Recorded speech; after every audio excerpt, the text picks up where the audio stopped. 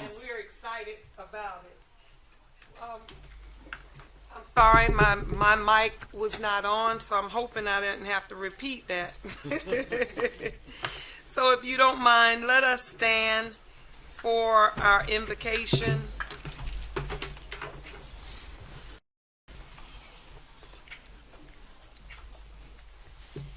Let us pray. We come before you with grateful hearts, pausing to give thanks. Thank you for bringing us through the year behind us, through the challenges, its lessons, and its blessings. Thank you, O Lord, for your hand of protection, your hand of provision and guidance over the city of Florence, its leaderships, and its people. We thank you for the year of 2025, for the progress made, the doors open, and the strength you gave us to keep moving forward. Even in moments of uncertainty, you've proven yourself faithful. Now, as we look ahead to 2026, O Lord, we ask for your continued presence. Grant us wisdom as we govern, courage as we lead, and unity as a community. Help us to make decisions that honor justice, promote peace, and uplift every citizen that we serve. We trust you with our future, O God, and thank you in advance for what 2026 will bring. And it's in your name that we pray. Let every heart say amen. Amen. Now let us all say the Pledge of Allegiance.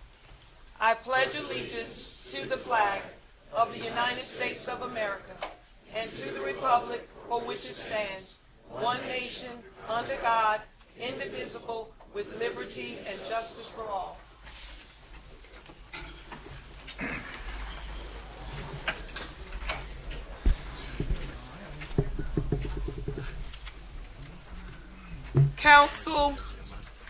Council, we have before us the approval of minutes for December 8th. What say ye? So moved. Second. All those in favor signify by saying aye. Aye. Opposed? The ayes have it. We will now have honors and recognitions. You see what I put here? Oh, okay.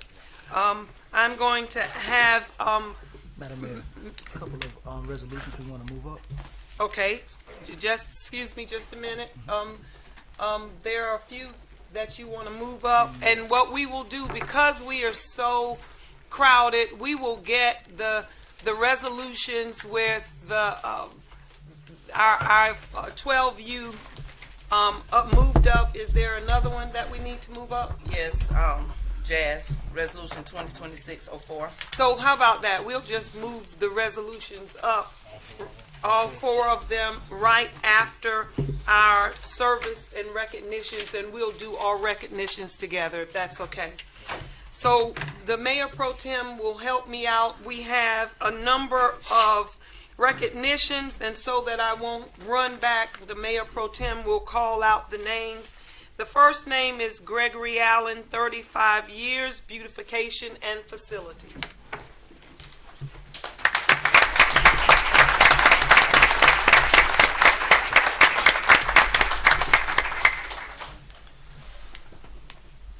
Before I begin and have to stick to the script for time purposes, I will say there's not enough that I could put on a sheet of paper to recognize this man right here. So, Mayor, Council, and those present today, it's an absolute honor to stand before you to recognize one of the city's greatest employees of all time, Mr. Gregory Allen. Gregory began his career with the city on December 10th, 1990, and has provided 35 years of dedicated service to the Public Works Department. During his tenure, Greg has served in several roles in the Public Works Department, including team leader, special construction equipment operator, street supervisor, and now as our beautification and facilities division coordinator.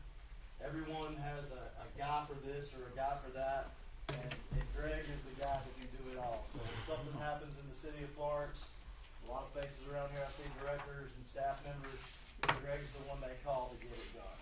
So no matter what division or department, no matter what the task, Greg is constantly coming along to be the guy that can get in and get it done. Not just get it done, but get it done right and in a timely manner. Throughout his career, he's consistently exceeded the expectations of the city, demonstrating professionalism, reliability, and a strong commitment to public service. His hard work and experience greatly contribute to the maintenance of the city's streets, facilities, green spaces, and overall quality of life for citizens.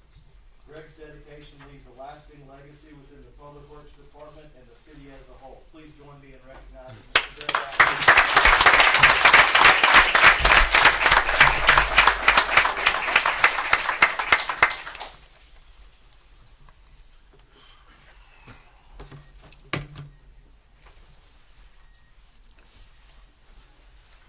Madam Mayor, may I speak, Greg, before you run away?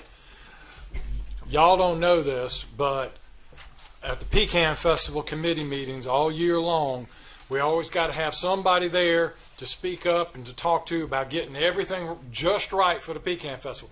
Greg is a man. And I tell you, if you go around the festival and you like how it all looks, you can say a big thank you to Greg.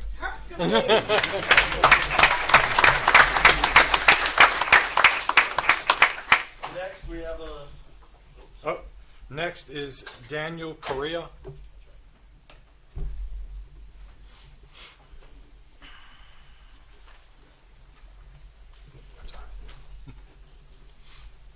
another exceptional.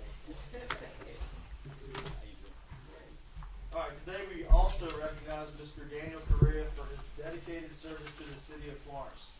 Daniel began his career with the city on November 29th, 2010 as a maintenance worker in the Beautification and Facilities Division of the Public Works Department. During the entirety of his career, Daniel's been assigned to the downtown district. During an important time of redevelopment and beautification, he's taken great pride in the perpetual care and maintenance of our downtown district, helping keep it clean, welcoming, and well-maintained for residents, visitors, and local businesses. Daniel consistently provides quality work and can always be counted on to work diligently each day. His focus on quality work and his strong work ethic has recently led him to be assigned to be a mentor and train a younger staff member in the downtown district maintenance operations. We sincerely thank Daniel for his hard work, reliability, and commitment to the city of Florence over the last 15 years, and look forward to many, many more. So please join me.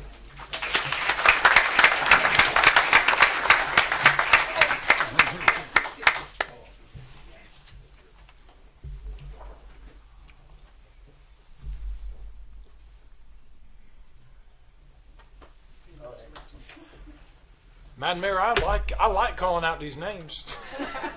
Retha Brown.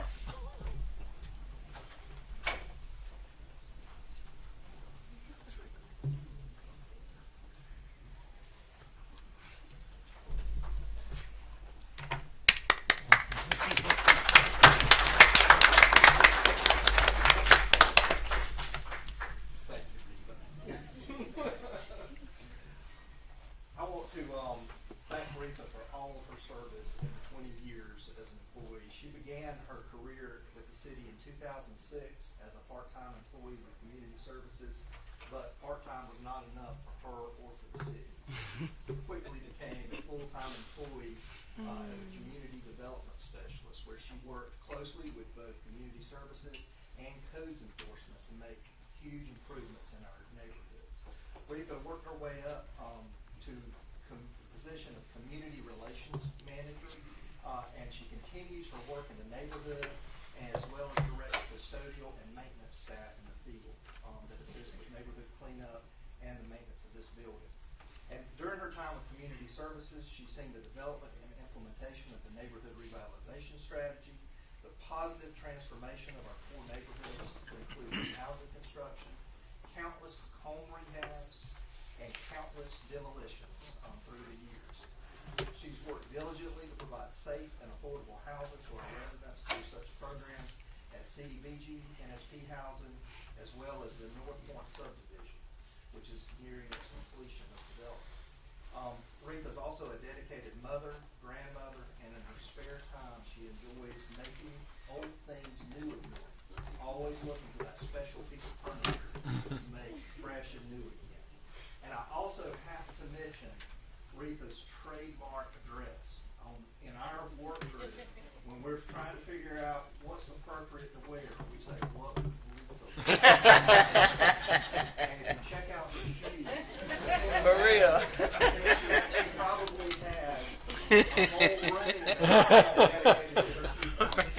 We all have vices, right? Yes. But Retha's truly a ray of sunshine for this city and this world. Thank you. Yes, he is.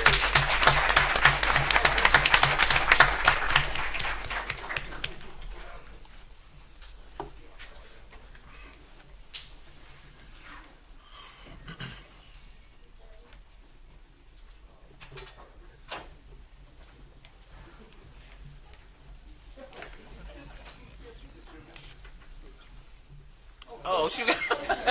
No. Next is Alex Ussery. Ussery? Ussery? Is it Ussery or Ussery? Is it Ussery? Okay.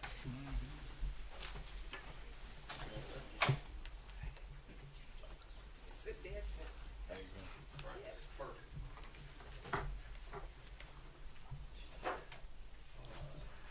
Lieutenant Alex Ussery. Ussery. Alex started with the police department in January of 2006. In 2009, the department started the community action team. Thanks to his diligence and proactiveness, Alex was chosen to work for this team.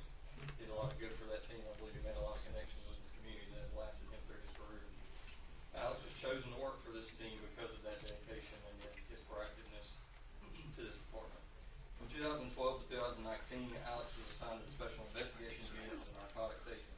From 2013 to 2015, while still working in the narcotics division, he was sworn as a task force agent with the Drug Enforcement Agency. In this role, he assisted with undercover operations on federal and local levels.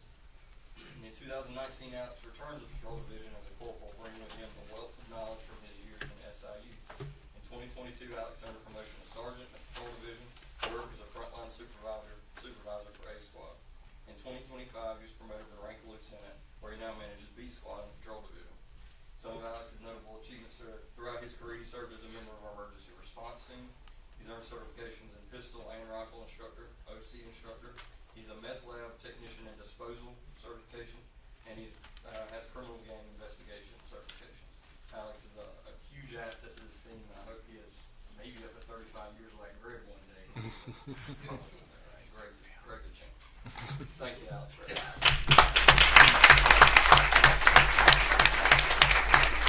Madam Mayor, can I add to that he is very good at skeet shooting also?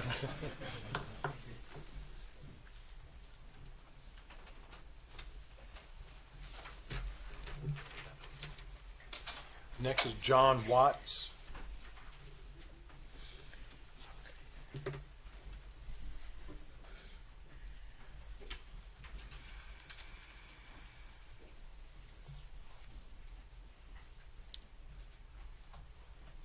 John Watts, 15 years of service in our department.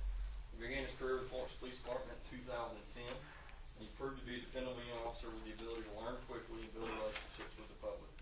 As John continued to grow in his career policing, he focused heavily on interdiction and DUI enforcement. In 2017, John was promoted to corporal within the Patrol Division, and that same year he successfully completed the grueling 3-month process of becoming a certified drug recognition expert. In April of 2019, John became a drug recognition expert instructor. I have no idea why these guys want to take on so much of this schooling. But congratulations, John. In April of 2019, John continued progressing in the department, and in February of 2021 earned a promotion to the rank of sergeant, becoming a first-line supervisor for the Patrol Division. In September of 22, John earned a promotion to the rank of lieutenant. John's current assignment is the Special Services Commander in the Patrol Division, where he oversees the traffic unit, community action team, and our Class 3 officers responsible for building security and transport. Johns also has achievements in certifications in DUI and SFST instructor, firearms instructor, specific skills instructor. He was selected Officer of the Year in 2017, and he was Supervisor of the Year in 2021 and 2023. I think that just goes to show how much respect he has amongst our department and amongst our officers. So we really appreciate him and thank you for your service.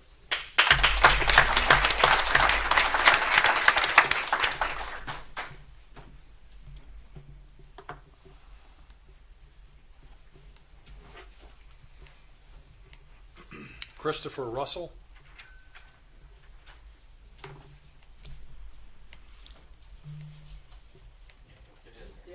Rounding it out, 10 years of service, but it feels like it's been a lot longer than that for some reason. All good time. Corporal Chris Russell started the police department in January of 2016. He served in the U.S. Marines prior to his career in law enforcement, and he brought many valuable skills to this profession. In July of 2017, Chris joined the emergency response team, which handles high-risk warrants and tactical operations. His military experience was helpful in obtaining his credentials as a team sniper. He was transferred to the crime scene unit in May of 19, and he's still currently assigned to this unit. He's excelled in this role because of his attention to detail and his drive to piece together efforts in an effort to solve cases. Chris was promoted to rank of corporal while in the crime scene unit in August of 2022, and he is currently, in fact today, started the assessment process to be promoted to the rank of sergeant. Good luck with that. He has many instructor certifications as well, including defensive tactics, firearms, patrol rifle, active shooter, TACMED, and other beneficial certifications for our training department. And hopefully he will continue his long career with us. And we appreciate all his service.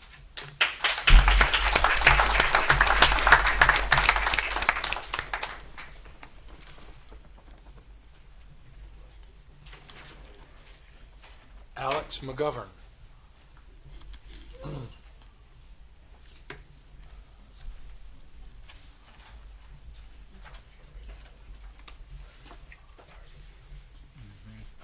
Preface all my remarks to start with, we actually had 4 people that we recognized today. 2 of them didn't show up because they were sick for whatever reason. However, the 2 that we're honoring today, well, actually all 4 of them were actually hired all at the same time when we opened up our Station 5 on the south side of town. So they all had 15 years of service, and I'm happy to say that all those guys are already officers now. So that says a lot for who they are. And also for Jacob, a ray of sunshine a while ago was said that somebody was, and all these guys are rays of sunshine too. So get that out of and start with. Chief McGovern. Deputy Chief Alex McGovern began his service with the city of Florence on January 3rd, 2011, and bringing over 20 years of fire service experience to the department. During his career, he has progressed through the ranks, serving as a firefighter driver, a captain, a battalion chief, assistant chief, and now deputy chief. So he's served in every rank in our department except mine. And I hope I can hang on to mine a little bit longer. Chief McGovern is recognized for his commitment to serve the community and for his leadership in advancing the department's capabilities and professionalism. So please help join Alex in 15 years of service.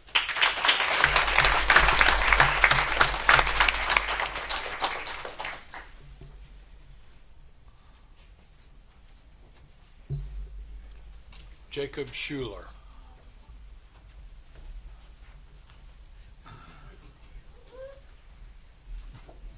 Thank you, Chief. Appreciate it. Captain Schuler began his career with the Florence Fire Department January 3rd, 2011 also, after entering the fire service in 2008. During his time with the department, he has served in multiple roles as a firefighter, as a relief driver, and then as a captain. He currently serves as a captain on our downtown ladder truck, Ladder 114, Howard 114, right? You're gonna hear me when I say it there. Okay, Howard 114. Captain Schuler is known for his dedication to the community and his strong commitment to the people he serves alongside, reflecting the values and professionalism of the Florence Fire Department. Please join me in congratulating him for his 15 years of service.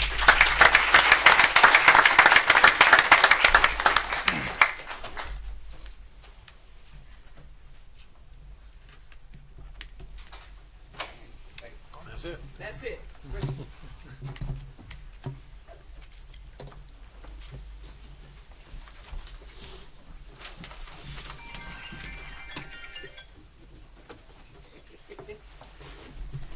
All right, next we will have the resolutions that we will move up.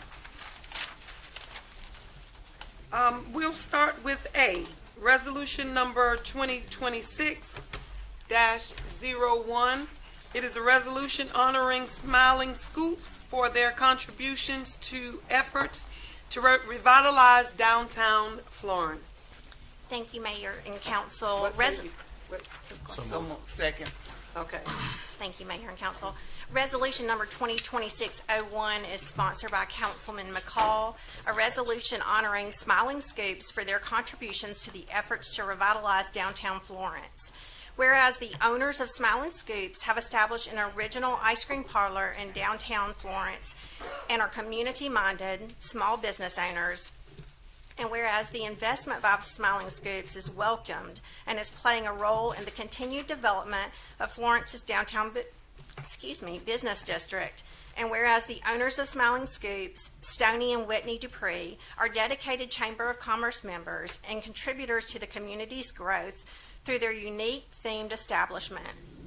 And whereas the Greater Florence Chamber of Commerce has requested that the city recognize the business efforts of Smiling Scoops and its presence and contributions to our community. Now therefore be it resolved that upon the petition of the Greater Florence Chamber of Commerce and in recognition of Smiling Scoops' contributions to the continued efforts to revitalize downtown Florence, the City Council of the City of Florence hereby declares the months of January through March Smiling Scoops Quarter, and it's so resolved this 12th day of January 2026. Council, what say ye? All in favor? Aye. Opposes? The ayes have it. Thank you. Will the owner please come? And who's sponsoring? I'm sorry.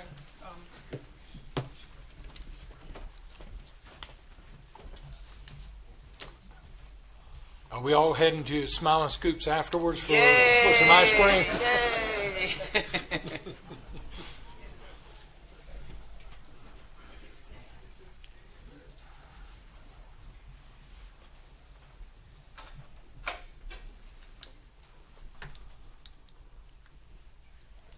You want to say a few words?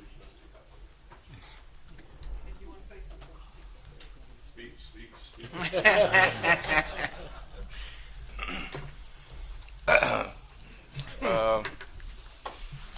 First and foremost, I'd like to thank God for everything.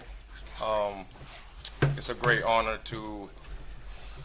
for us to live in Florence all our lives and to make some of our dreams come true in our own city. Florence has been very supportive of our business, and what can I say? I love our city, so we're gonna keep moving forward. That's this? Thank you. Madam Mayor, can I say something? Yes. Councilwoman Lee Smith. I personally want to thank you for incorporating and bringing things for children to do in our downtown. I think you're the first person to have done that, and thank you. Also, listen, you got hot dogs too. Don't forget about that. got the hot dogs, nachos and cheese too. Well, thank y'all. Next, we will have resolution number 2026-02, a resolution to recognize National Marriage Week in the city of Florence. This is sponsored by Councilman Braddock. We just stayed the whole week together, so I don't know why I'm forgetting the name. She's got a lot of other names she could call me right now. What say ye? So moved. All those in favor signify by saying aye. Aye. Opposed? The ayes have it. Amanda. Thank you, Mayor and Council. Resolution number 2026-02, a resolution recognizing February 7th through 14th, 2026 as National Marriage Week in the city of Florence. Whereas National Marriage Week is an annual observance taking place February 7th through 14th that encourages communities, organizations, couples, families, and civic leaders to celebrate and strengthen marriage through intentional support, awareness, and engagement. And whereas National Marriage Week seeks to promote the positive impact that healthy marriages have on individuals, families, and the broader community by providing resources, events, and opportunities for couples to invest in their relationships. And whereas this week emphasizes the importance of strong marriages in fostering stable and flourishing families, which contribute significantly to the cultural, social, and economic well-being of the city of Florence. And whereas National Marriage Week is celebrated nationwide as an opportunity for communities to come together with a shared purpose of strengthening marriages and supporting couples in every season of life. And whereas the city of Florence values healthy, enduring marriages and recognizes their foundational role in building strong families, and a thriving community. Now therefore be it resolved that the City Council of Florence, South Carolina hereby proclaims February 7th through 14th, 2026 as National Marriage Week in the City of Florence, and encourages all residents, faith-based groups, businesses, and community organizations to recognize and support the importance of marriage through community and family-focused activities during this observance and throughout the year. Resolve this 12th day of January, 2026.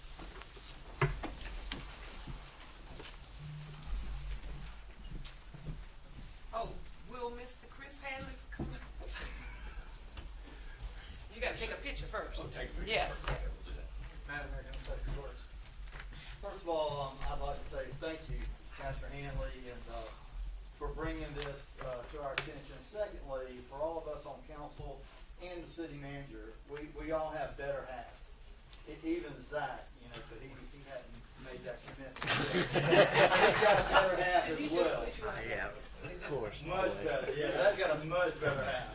But we would not be able to serve our community without our spouses and our significant others supporting us, and so I appreciate you for bringing this to our attention. Also appreciate the date so that we will not forget Valentine's Day. Yeah. That's very important, but thank you for bringing this up. I appreciate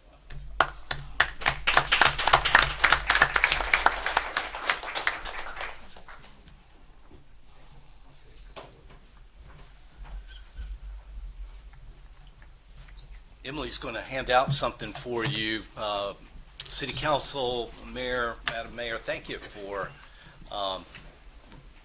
voting up this proclamation. I believe it is something that just highlights the importance of marriage in our community. It doesn't prescribe anything. Rather, what it does is it gives us, recognizes a substantial body of research that shows that strong, stable marriages, when they are healthy, contribute positively to individuals, families, and communities. I've given you all, I don't think everybody's going to get this, but I've given you all a National Marriage Week piece that talks about the fact that it's a national, nonpartisan effort that focuses on strengthening marriages. That's what the National Marriage Week group does. And then also you all just received a second piece that is called Why Marriage Matters, 30 Conclusions from Social Services. And it's drawn from decades of peer-reviewed research, and these findings consistently show that children experience greater stability, adults tend to enjoy better health and economic outcomes, and communities bear fewer social and financial costs when families are strong and stable. So the proclamation before you that you voted up simply acknowledges these widely recognized benefits and encourages our community to support and strengthen marriages for the good of all. So thank you for your support. As you know, I want our community to flourish. Thank you for using that in the proclamation. And let's support marriages in our community. Thank you very much. Thank you. Council, next we have resolution number 2026-04. It's a resolution to recognize, of recognition. I'm skipping the 4. I'm sorry. Let's go back. Resolution number 2026-03. Thank you, Council. A resolution to recognize, of recognition for the 12th U Florence All-Star football team for winning the South Carolina Athletic Program State Championship. Woo-hoo!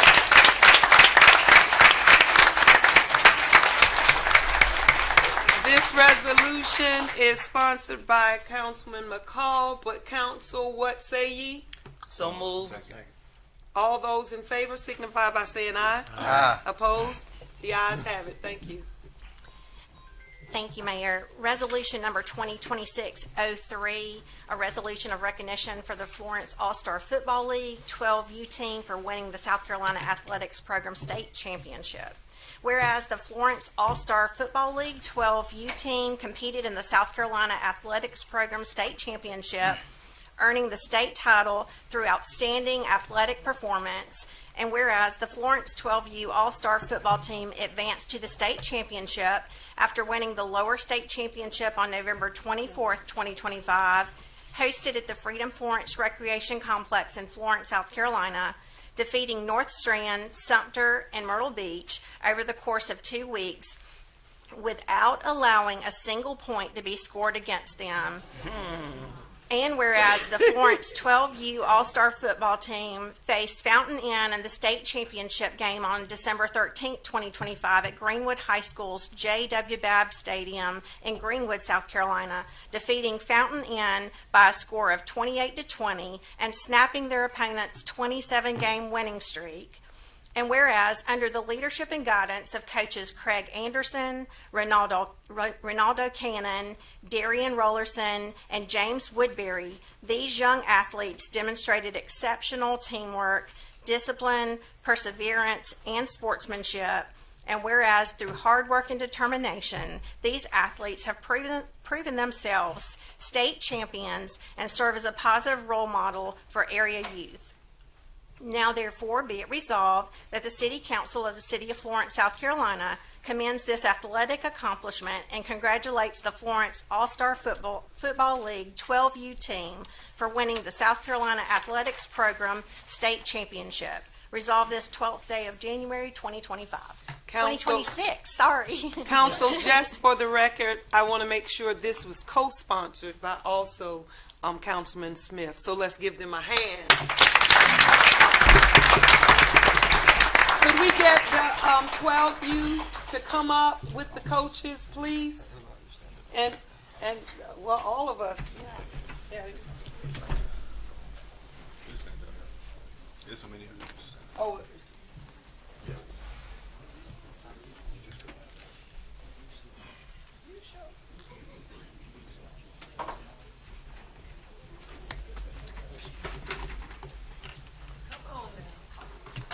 Strut your stuff.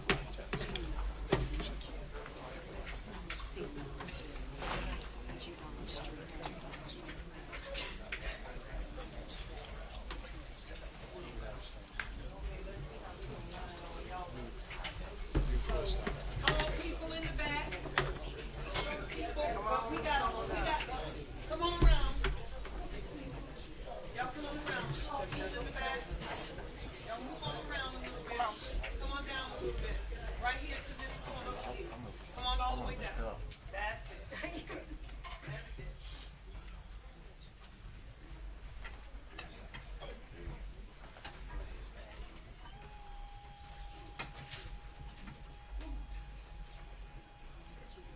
Don't get used very often. It don't. I don't use it often. I kind of forget about it.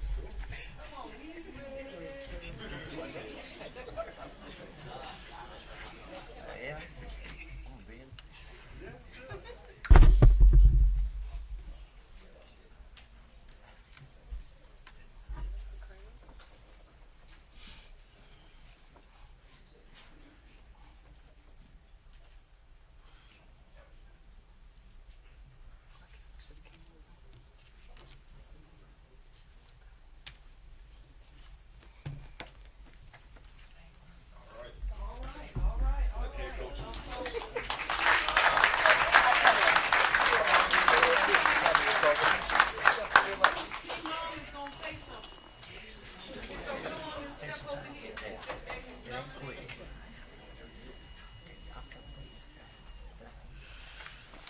As team mom of this team, it's just truly been a pleasure.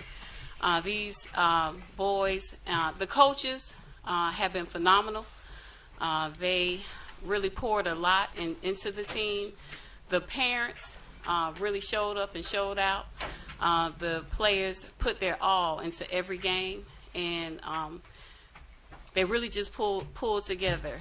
Every time we had a game, they gave their all. And I just want to thank everybody for all of their hard work. And we truly were, we became a family. So just Thank you, everybody, for all that you did, and thank you for the recognition.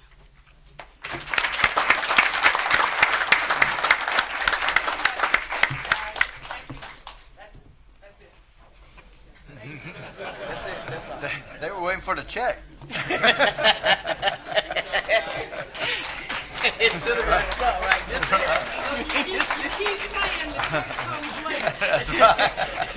NIL deal. Look at that big old trophy. I love it. We'll give them just a few minutes to clear out.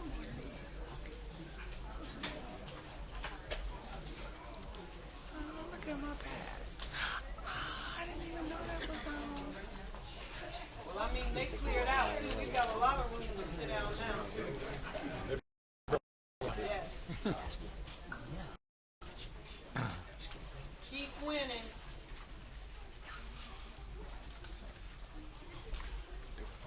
Should done. That's something. So No, next, that was her.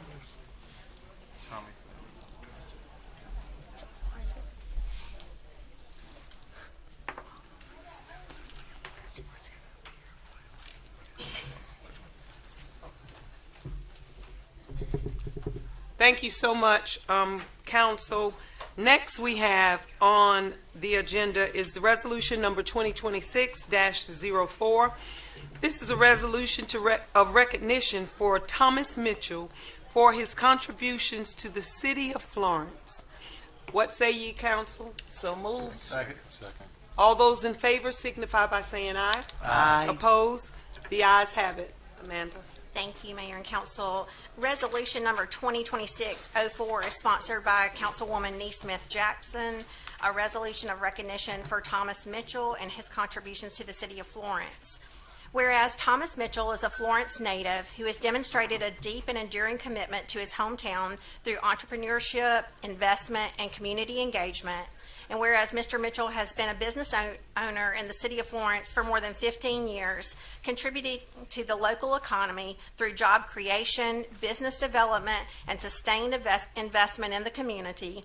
And whereas Mr. Mitchell began his entrepreneurial journey in Florence as the owner of City Grill, establishing a successful local restaurant that served residents and visitors and strengthened the city's dining and hospitality landscape. And whereas in 2018, Mr. Mitchell has expanded his impact on downtown Florence by opening Jazz on Dargan, a restaurant and live jazz venue that became a cultural destination and cherished gathering place within the city's downtown district. And whereas Jazz on Dargan has played a significant role in the cultural and economic vitality of downtown Florence by supporting live music, local artists, and creating a welcoming space that fostered community connection and celebration of the arts. And whereas as Jazz on Dargan concludes its operation, the City of Florence recognizes the deep appreciation and support expressed by the community and acknowledges the lasting legacy the establishment leaves on downtown Florence. And whereas Mr. Mitchell's vision, leadership, and investment exemplify the positive impact that locally owned businesses can have on the identity, spirit, and vibrancy of the City of Florence. Now therefore be it resolved that the City Council of the City of Florence, South Carolina does hereby honor and commend Mr. Thomas Mitchell for his outstanding contributions to the City of Florence and for the meaningful cultural and economic impact of his businesses, including the lasting influence of Jazz on Dargan within the community. Resolve this the dates on this is wrong. I apologize. Resolve this 12th day of January 2026. This resolution is sponsored by Councilwoman Neesmith Jackson. Mr. Thomas Mitchell, could you please come forward? And anybody you want to bring up.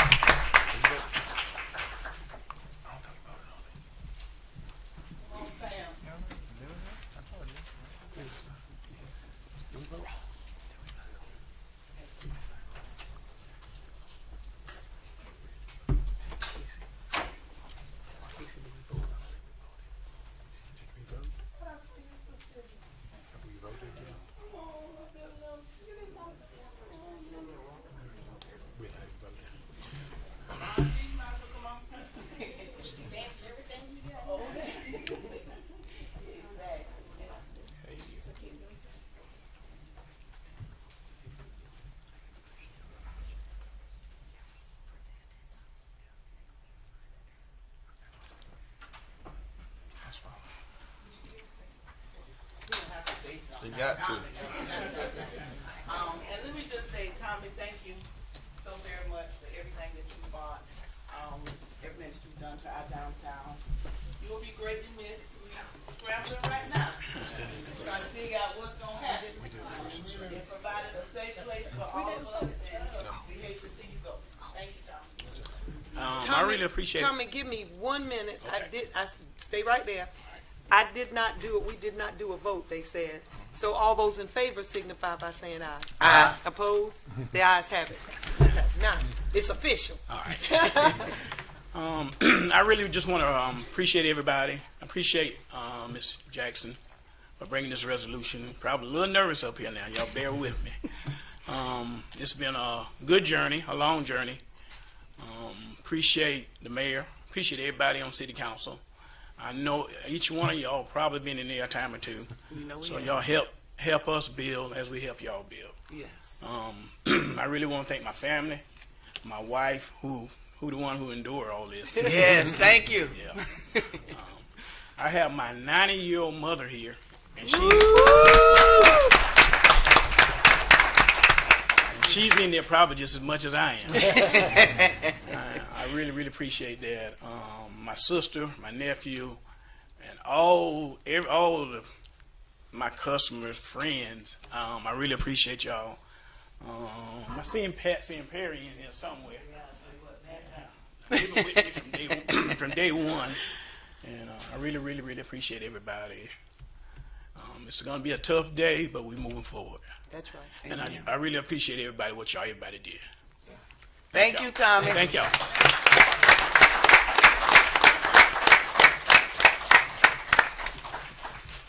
All right. We will now move to ordinance in position. Bill number 2025-43. It's a second reading. An ordinance to amend section 14-21, section 14-22. Give them a moment.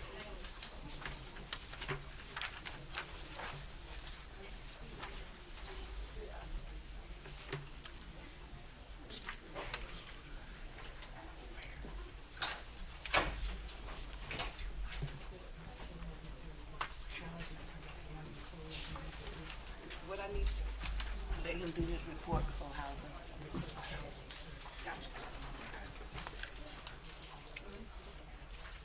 yes, okay.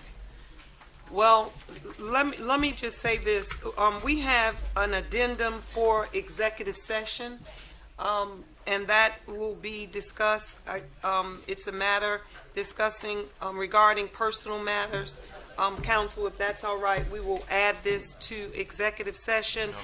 And I will also move up before, Madam Mayor, I just want to note that item was already included in the published agenda from Friday. So it was published in time to be considered as so part we of the don't today's have agenda to, without any thank further you, amendments. thank you so much. And Scotty, that we will do the city manager's report before the housing studies report, okay? That's all right? All right. No objection, great. So we're back at ordinance number 2025-43, second reading, an ordinance to amend section 14-21 and section 14-22 and section 14-23 of the City of Florence Municipal Code regarding provisions related to regulating the curfew for juveniles and other matters there related thereto. What say ye? So moved. All those in favor signify by saying aye. Aye. Opposed? The ayes have it. Thank you. We will move to city manager's report.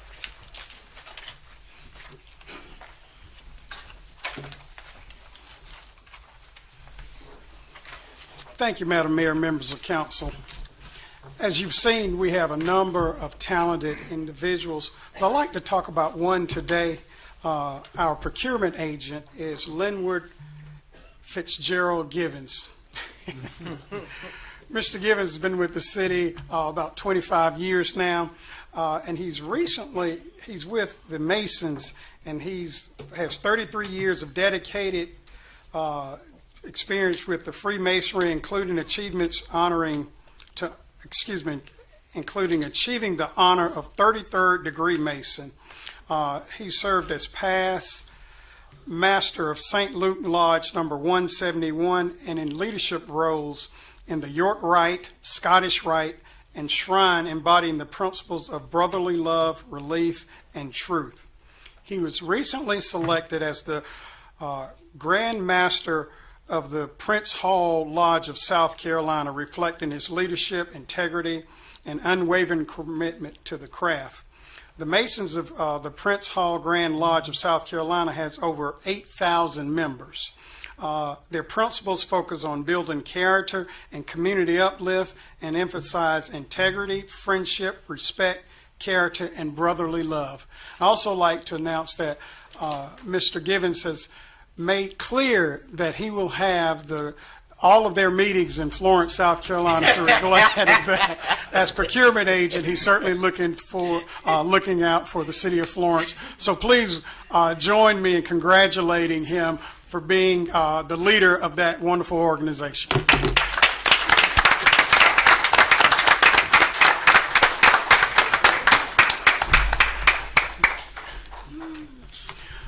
I also like to announce, I'm excited to announce that Mayor Barnes has been selected by the Raleigh Center for Livable Communities at the College of Charleston to participate in the 8th class of the Raleigh Mayor's Design Fellowship.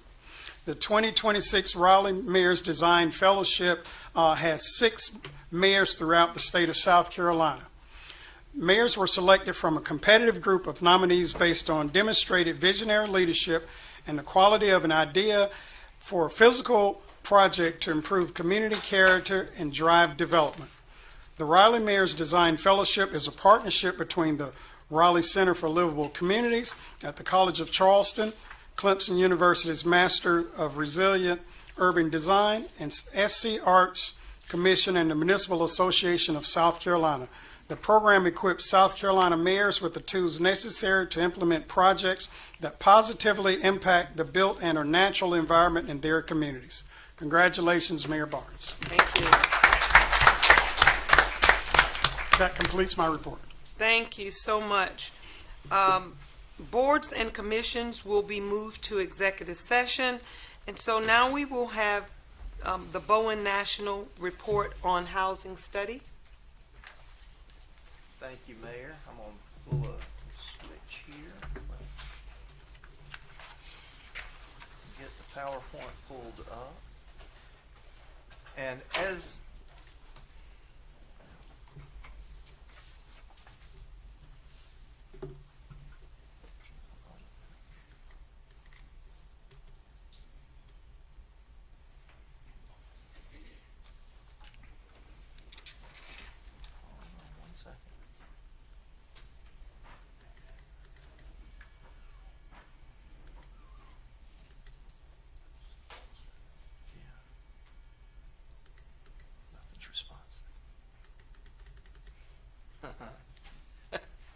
Technology? Huh?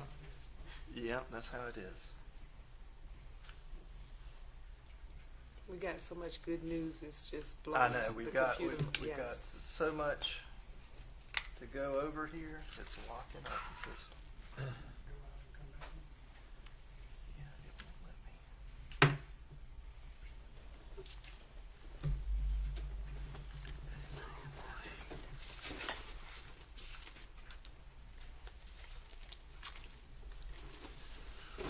Hey, what time is it? Well, I tell you what, while you get that ready, I'll do my mayor's report because I don't have much. I will say this council and staff went to Georgetown on last week, and we really are pumped up, fired up, and we're ready to go for 2026. 2025 was a great year for us. There are a lot of things that we overcame that many don't know, and for the hard work that this council and this staff has done. I truly want to say thank you for what we did last week with the, was that last week or last week for our budget retreat. This year is really looking promising, and I am super excited about that. So wanted to thank you about that. One other thing I wanted to say, I often get letters from people. I get letters from little kids saying, save the trees. I get letters. I even get people, little kids writing me letters about Santa Claus. I'm supposed to tell Santa Claus what they want. But I got this card, and I wanted to read it to you. And it said, Dear Mayor Barnes, I am a 34-year-old veteran, retired, living, I don't even know what that is, to Florence to help come from Florida to help my granddaughter in here. We stopped in Florence to rest. This morning, I found your memorial park, and I was stunned.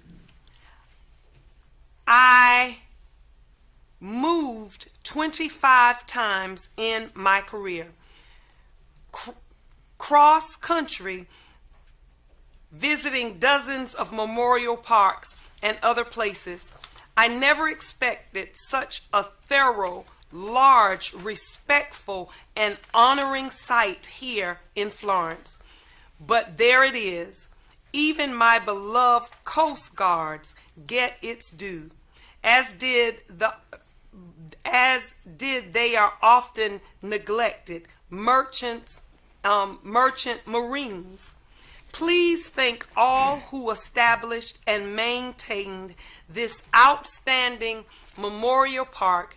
Many blessings to you and the city of Florence through the new years. Yours sincerely, Joe Hester, Captain USS Retire.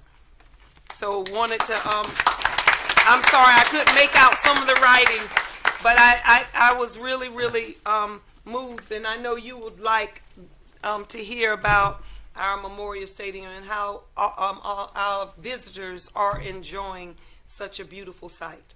So we're ready now? We're good. We're ready. All right, Jerry, let's go. We'll reset and we've got it. All right.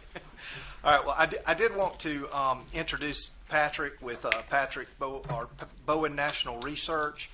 As you know, we started the housing study about mid-year last year, and we hired Patrick's company, Bowen National Research, and it became very apparent during the interview process that he was the man for this. He's definitely passionate about housing in America. He's worked all over the Southeast, the Midwest, and various other areas throughout his 30-year career in conducting housing studies and market studies. And with that being said, I'll turn it over to Patrick. His company is headquartered in Columbus, Ohio, but as I said, he does a bulk of his work throughout the Southeast.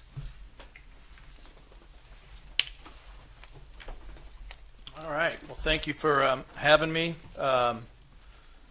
With everybody being acknowledged and resolutions, I hope that when I'm done, if it's good enough news, I can get some acknowledgement from you all.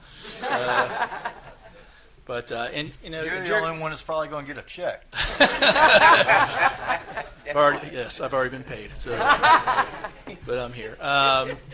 And Jerry introduced me. I'm going to try to make this quick because I know you guys had a bit of a busy schedule here today. But Jerry mentioned that I'm very passionate about this, and that may have come across in the interview. I don't share this typically, but I'm going to share this with you all since we're now good friends. Housing matters, and I understand that in local government, you've got a lot of priorities, but you have limitations in your budgets.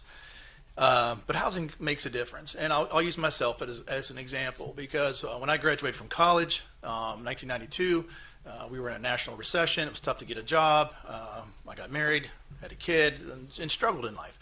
And so while I had a lot of breaks in life and I worked really hard, one of the things that gave me a break was affordable housing. That I was able to get into a low-income tax credit project And from that moment on, I think that was the first break of many, but it really launched me into this path that's got me here in front of you today. So again, I don't have an agenda. I'm going to show you that you do have a lot of needs. You do have a lot of opportunities, which is probably one of the key words we want to take away from this. But just understand, you know, the face of affordable housing, there are stereotypes. And some of that may be true, but some of that also is just perception. And so as a gentleman standing here in front of you, I'm evidence that, you know, housing matters and it can make a difference in somebody's life. All right, so let me get started. All right, so we had a pretty comprehensive scope of work. I'll talk about the study areas here in just a second, but we looked at a lot of demographics, economic, obviously housing information. We looked at your community services, special needs populations. I'll talk a little bit about them. We looked at what we call development opportunities, meaning sites. So we looked at sites. What sites do you have? That could matter, obviously. We looked at development costs, regulatory barriers. We looked at identifying potential developers, investors, other development partners that might be able to help be part of the solution. Looked at different housing programs, and then we did a survey of residents and commuters, and then stakeholders. So some of you may have participated in that stakeholder survey, so I'll hit some of the highlights of that as well. Then I'll close this out with the rental and for sale housing gap. So I do both, and then I showed at different affordability levels. So you'll see where's the greatest need, both in the rental and for sale side, but at different price points and levels of affordability. All right. Did I skip one? Nope. So these are the market areas. Again, I'll just have you focusing on the right-hand side. What we were asked to do, your boundaries of the city are unusual, right? You've got this almost spider-looking city limits. So what I was asked to do was to use these cleaner cut areas, and we cut this, and it's, again, the map on the right-hand side, cut the city up into 5 submarkets, but extended it out beyond the city limits. So as I talk about the city itself, keep in mind, I'll use this reference you see on the upper left-hand side, PSA. That's primary study area. That's the focus of this, what I'm going to talk about here today. And so it's the city plus some of the areas that surround it. I also will talk about SSA, meaning secondary study area. That's basically the rest of the county. So you can understand how the city and its immediate area relates to the rest of the county. PSA and SSA. You'll see that in some of these graphs and tables.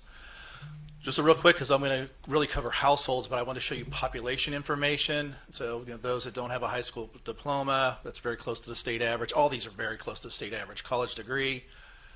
We had the pastor talk about the importance of marriage. You've got 52% of the people that are unmarried here, and that does matter for housing because a lot of times when you do have married people, there are couples, and they might be dual incomes, so that affects housing. Poverty rate, minority share. So just wanted to kind of give you a quick overview of these things you probably feel and know. But this is what I'm going to focus in on, and that's households. So what a household is basically people living in a unit, whether it's a single person living by themselves, a 5-person family, married couple, roommates, whatever it is, that's a household. And so I use households on these subsequent slides I'm going to show you.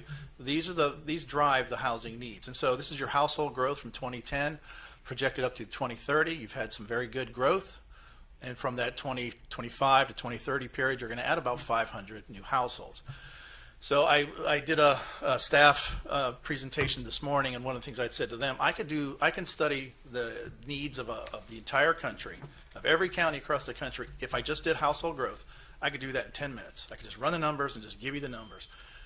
Housing needs are much more than that. So yes, household growth matters, and so I did factor this in. You are going to need at least 500 new units over the next 5 years to meet up with a growing need, but you have other needs and other things that drive housing challenges for your community. So I'll share those with you. So your actual needs numbers, your housing needs will be much bigger than 500.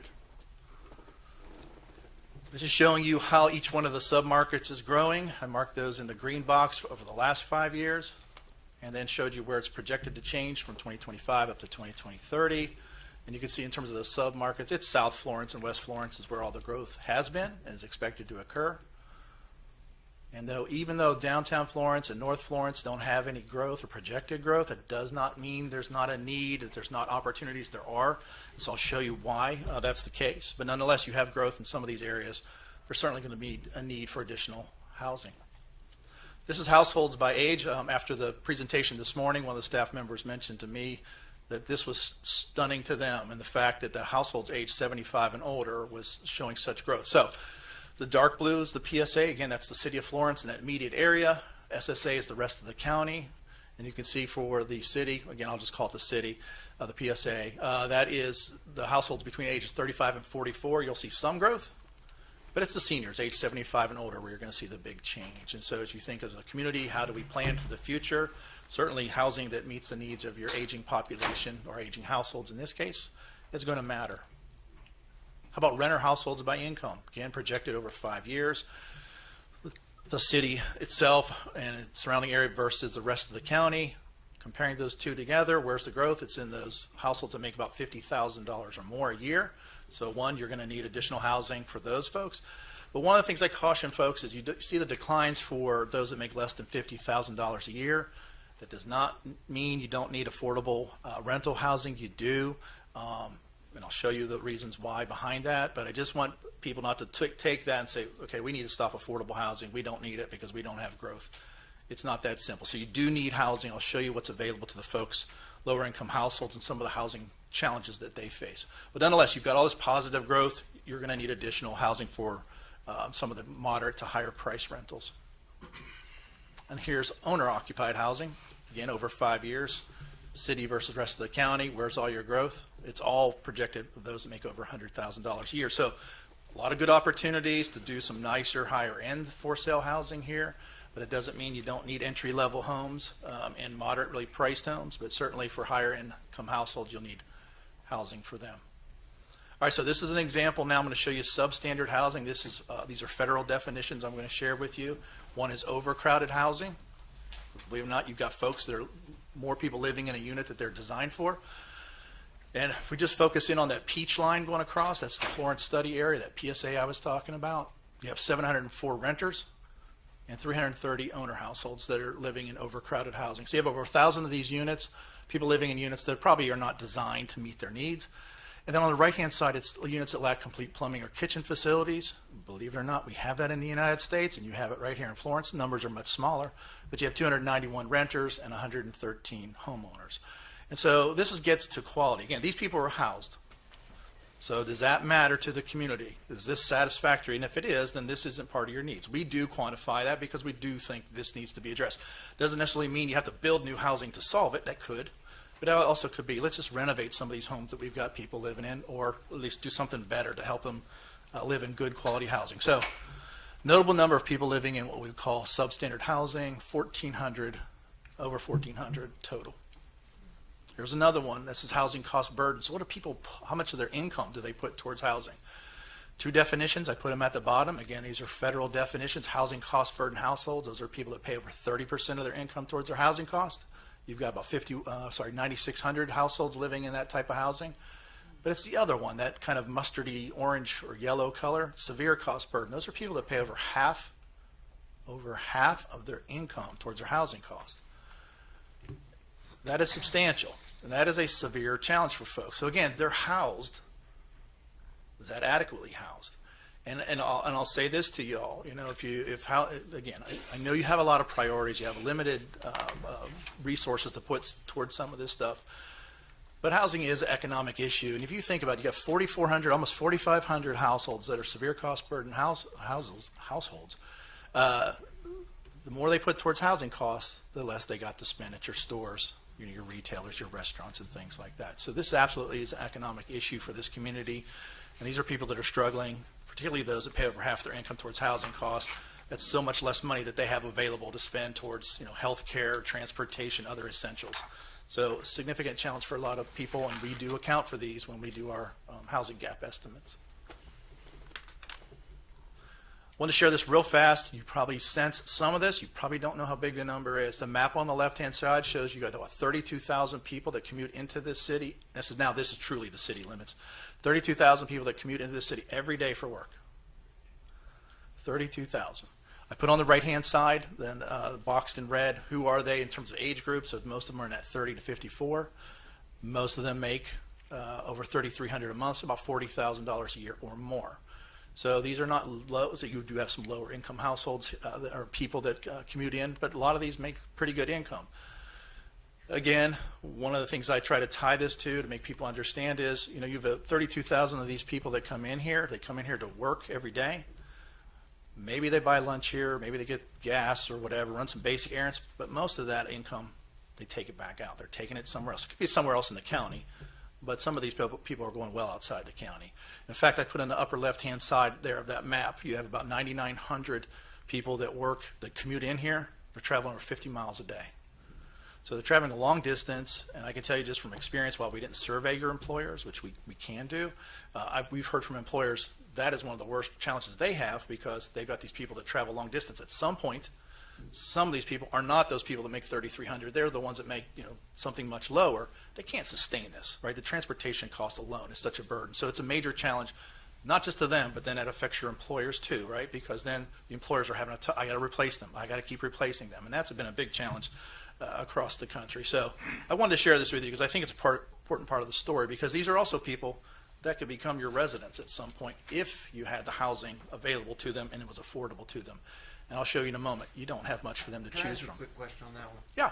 On that last one, that's pretty typical of the region, is it not? That many, obviously, you want that tax leakage we're losing by them driving out and spending their money outside of the city. But isn't that pretty typical? It can, with yes. our region, especially with drive times. I mean, 50-mile radius is 50 minutes away in our area, which obviously is different in other states. But Yeah, partially correct. Yeah, so yes, you have a lot of people commuting in.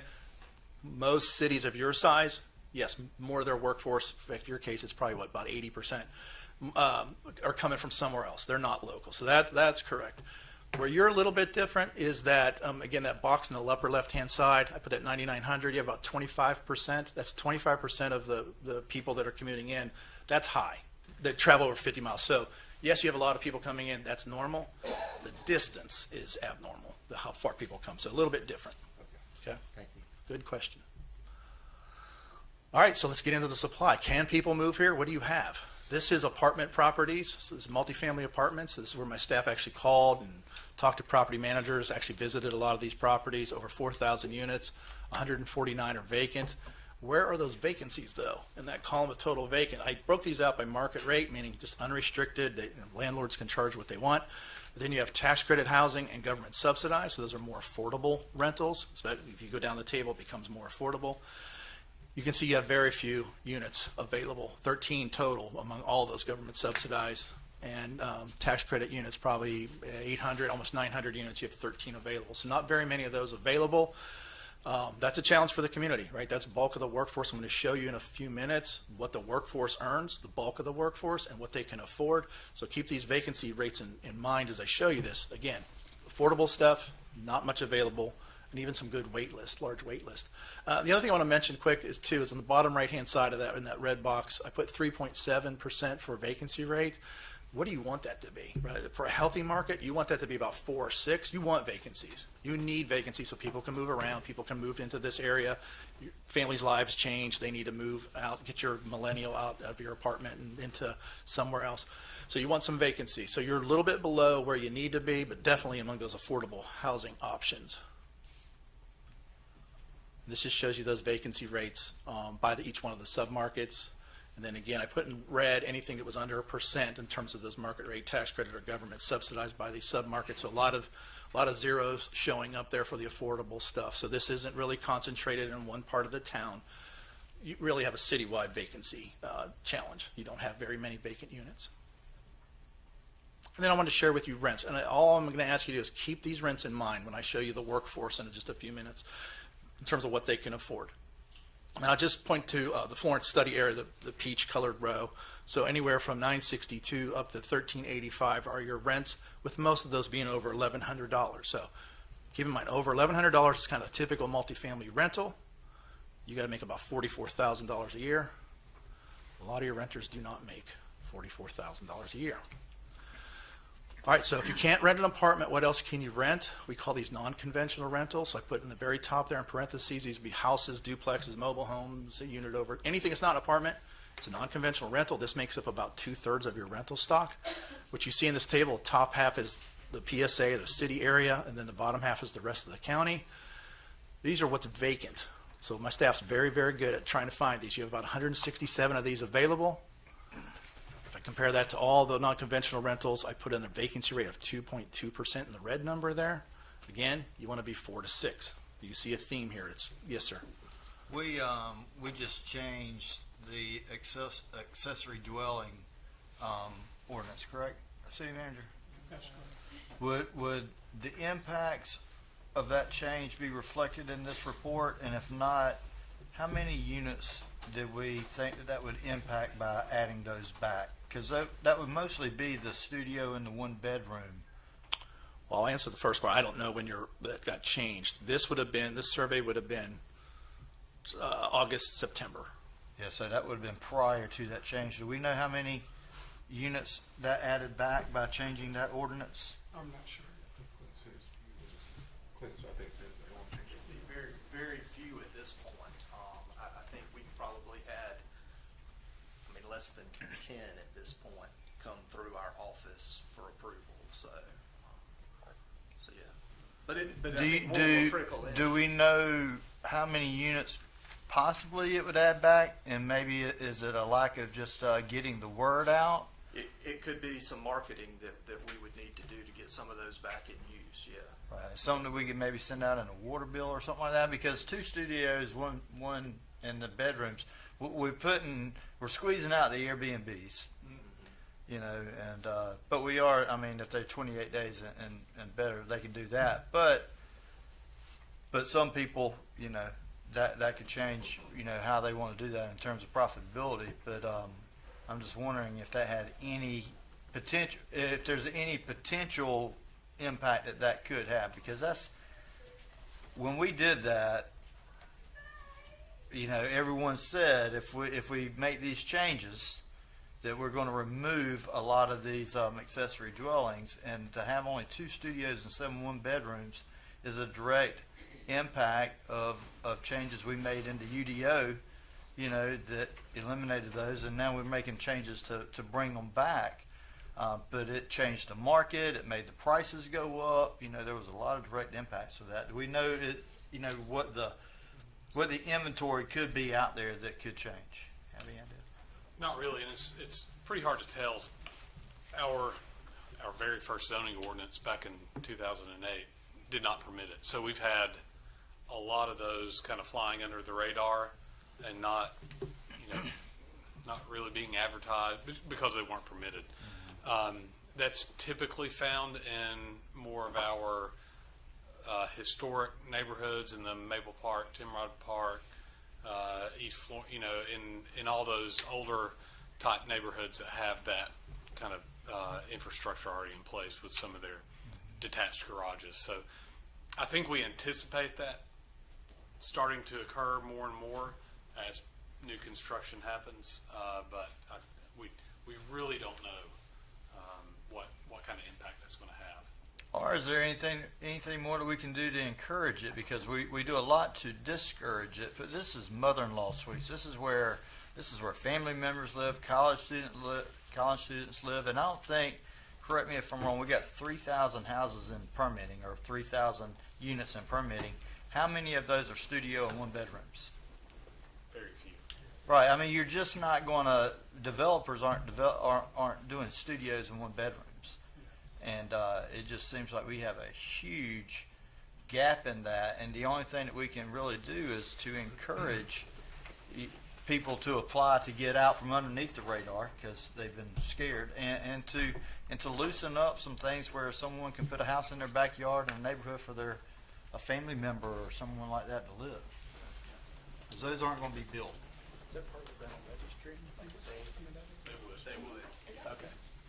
My question is about the rental registry, if they'd have to. Oh, Lord. So. You could have said anything but that. But I was wondering, for my own knowledge, if somebody had an ADU, does that have to go in that rental registry? And the answer is yes. Yeah, and they'd have to get this. So again, these are just what's available. You may have, obviously many more studios. Some of those may be ADUs, but the whole point of this is you don't have very many available. Again, I put 2.2% vacant. Down for the rest of the county, it's 0.3%. The other thing I want to point out to you is just look at the rental rates, particularly what's the largest. You get 3 bedrooms is the most that you have for within the city here. $1,625 for a rent. So those are pretty healthy rents. These are higher than most of those apartments. So if somebody's trying to find an apartment, there's not too many choices. I'm on limited income. I really don't have much to pick from in terms of availability. Let me go to somewhere else. You have non-conventional rentals. Again, proportionally, there's not a lot of these available, but the rents are much higher. So this isn't necessarily a solution for some of the more modest income renter households. Are you going to show a slide that's going to show the 6% tax burden on rentals and what portion of that monthly rent is due in large part to the state's mandate of 6% on commercial and 4%? Because for most of those units, a $100,000 house, you might pay on your personal residence maybe $1,200. If you got a rental unit, you're going to pay $36. And so, you know, people quite often they'll say, right now, you know, $1,300 is a lot per month. Yeah, well, it takes 3 months to pay the taxes. Gotcha. A lot of cases, 4 to 5. Yeah. You know, so for our argument, when we're talking to the state, you know, that needs to be part of it. Is that they have through taxes, and our renters are paying for our schools and for our taxes. And that's a big portion of that. Quite often, we want to ding the developers, we want to ding the landlords, we want to ding the property owners, but the biggest impact is our state tax code and the burden being placed on non-owner occupied dwellings. Sure. Yeah, because they'd be passing it on to the renters in this case, right? Where else are they going to pass it? Yep. All right, how about home sales? This is historical home sales 2021 to 2025. The blue bar represents how many homes were sold each year. And this is just for the Florence study area.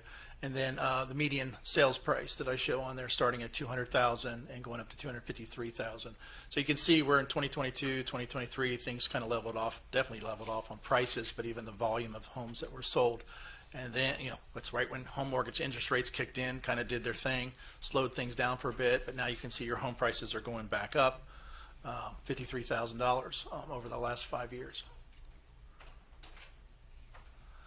How about what's available? So we have 198 homes that we found available. This would have been, I'm going to cheat for 1 second. I don't have it there. I think this was August of the last summer, so kind of near the peak of when you might have available units. June, July, August is usually when that happens. 198 homes available. If I compare that to all the owner-occupied housing, I put in that dark print there. That comes back with an availability rate of 0.9%. Just like apartments, you want to have a certain range, and I put in parentheses there, you want to be about 2 to 3%. You want to have some vacancy so people can, again, move around and you can attract people from outside the area. You are well below where you need to be, and it's even more pronounced in the surrounding parts of the county at 0.5% availability rate. So here's what you have available by different price points. $199 and lower is where the largest number is. This is a little different than we see in other markets. A lot of markets around the country, it's flipped, and they're building everything over $300,000, and that's where all the available inventory is. Here, that's not the case. The fact that you do have a lot of homes priced under $200,000 and even between the $200,000 and $300,000 range, there's a reason for that. And part of that has to do with the age. So this is the age of the product. Again, each one of the sub-markets, but we can focus in on that peach line going across. This is 1970 or earlier than 1970 is I marked in that red box. And so you can see about a third of your homes that are available to purchase were fairly old homes, well over 50 years. When I looked at individual listings, you know, a lot of them are 60, 70, 80 years old. Now, it's not universally true that the older a home is, then it's the worse condition, and so it should have a lower price. But many homes, it's lower, it's older home, it's lower price for a reason. And so somebody may on the surface go, well, we have 64 homes in the area that are priced under $200,000. I'm sorry, the pre-1970 stuff. I can afford it. It's under $200,000. There's probably additional cost, right, for weatherization, just repairs, fixing the roof, plumbing, electrical, other things like that. So on the surface, it looks affordable, but there's other costs that go in with that. But nonetheless, that plays part of the role in terms of what you have that is affordable. And then this just shows you each one of the submarkets compared to each other. And so I'll just zero you in on that availability rate and /MSI. I'll talk about what MSI is in a second. Again, availability rate, I just talked about that. The city's got it 0.9% in terms of what's available. But you can see everybody, with the exception of downtown Florence, which is at 2.1. Remember, I said you want to be about 2 to 3%. So Florence is right on that bottom edge. But really, this is a citywide problem. It's not like one part of the city's got a lot of inventory available. This is citywide in terms of the challenges that you face in terms of availability. The MSI is months of supply of inventory. It's what realtors use. And so if you take that 198 homes in the city that's available and you don't add another home, another one does not get built, the mayor doesn't put her house on the market for sale, so nobody puts another house, how fast are those 198 units going to be sold before they're gone? So how many months at your normal rate that you sell homes? For the city, it's 2.3 months. You normally, from the realtor's world, that's about, you want 4 to 7 months, 4 to 6 months of inventory. So you can see, go up that table, downtown Florence and North Florence have right on that bottom edge of that 4 to 6 months of inventory, but everybody else is well below that. So it doesn't matter how I cut it up.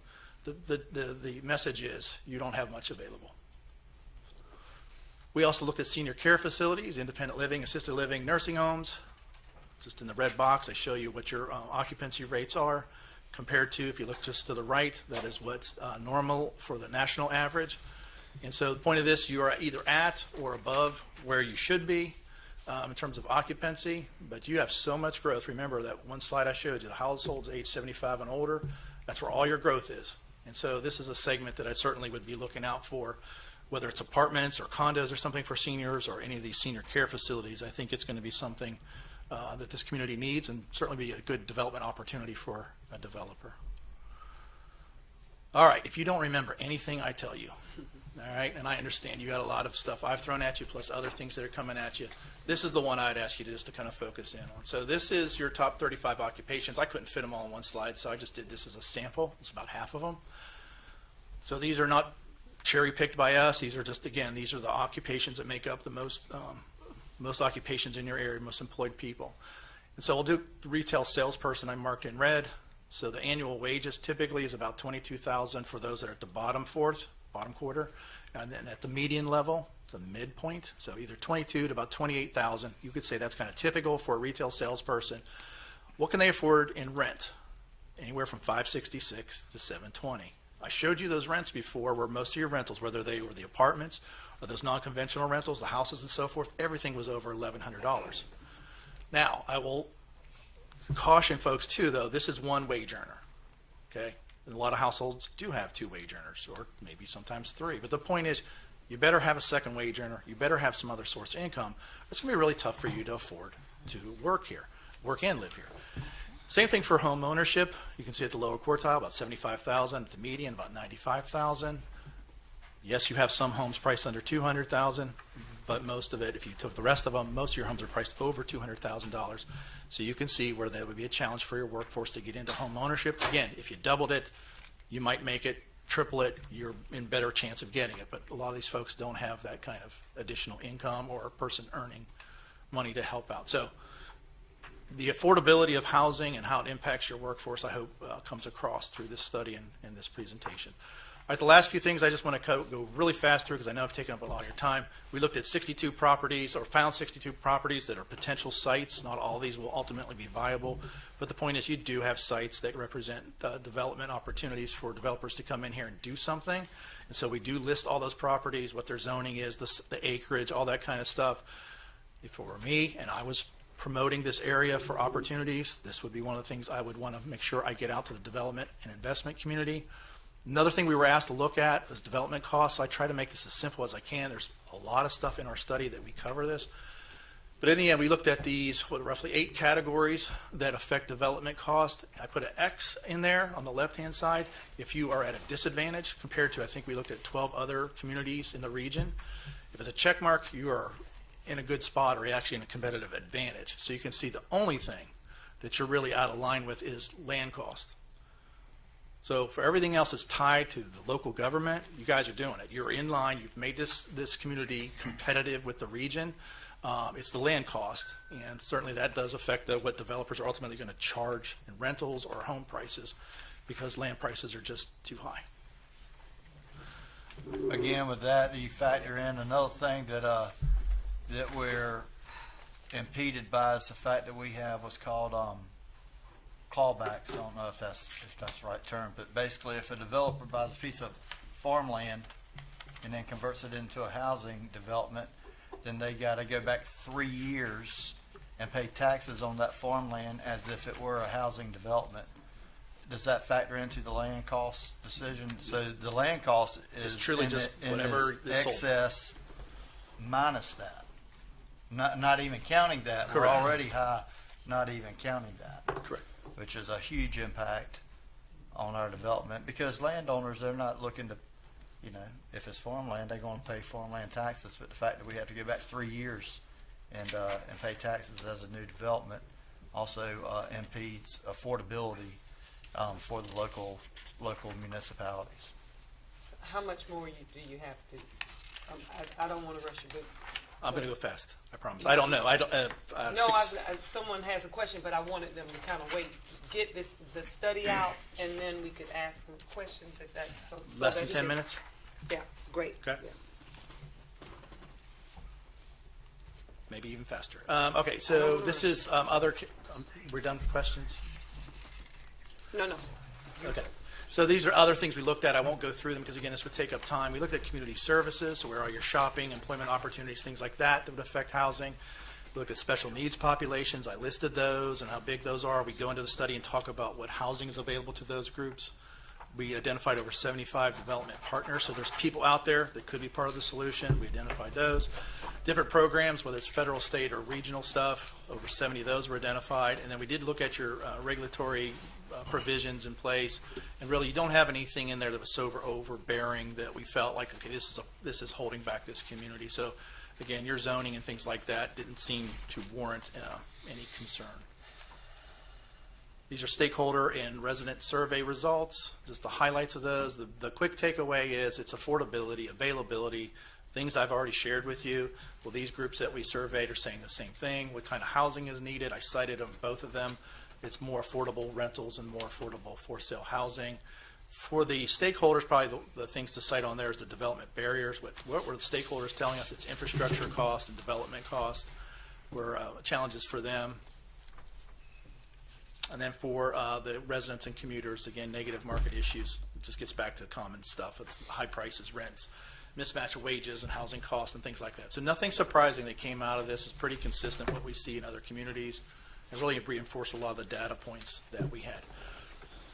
Okay, just a couple slides left here. This is housing gap estimates. So this is the takeaway. In the end, how many rental units could be needed over this next 5-year period, and how many for sale housing units. So total is almost 6,000, 6,016.